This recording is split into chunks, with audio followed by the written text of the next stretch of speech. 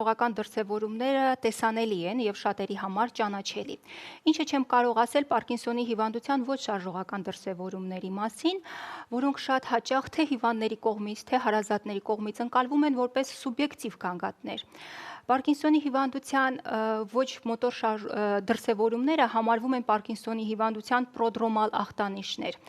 Օրինակ, քնի խանգարումները, քնի REM վարքագծային խանգարումները, որոնք բնորոշվում են քնի ժամանակ խոսքով, ագրեսիվ վարքագծով, շարժողական դրսևորումներով։ Դա մեզ համար ահազանգ է, որ անհատի մոտ կարող է զարգանալ Պարկինսոնի հիվանդություն կամ այլ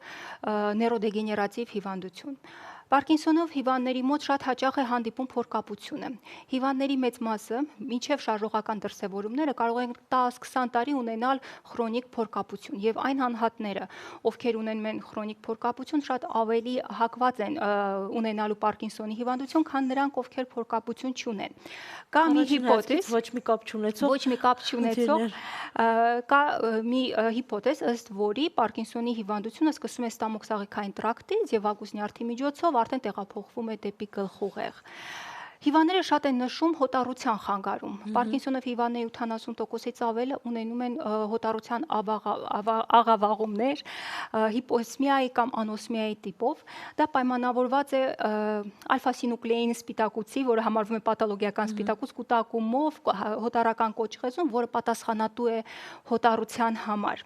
Շատ հիվանդներ ունենում են դեպրեսիա։ Մենք խոսեցինք դոֆամինի շարժողական ֆունկցիաների մասին, բայց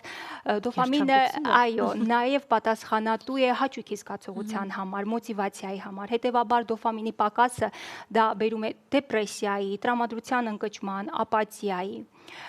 Հիվանդները ունենում են ցավ։ Շատ հաճախ Պարկինսոնով հիվանդները նշում են անբացատրելի քրոնիկ ցավ։ Որ հատվածում Կապ չունի որ հատվածում, անբացատրելի ցավ, մկանացավ,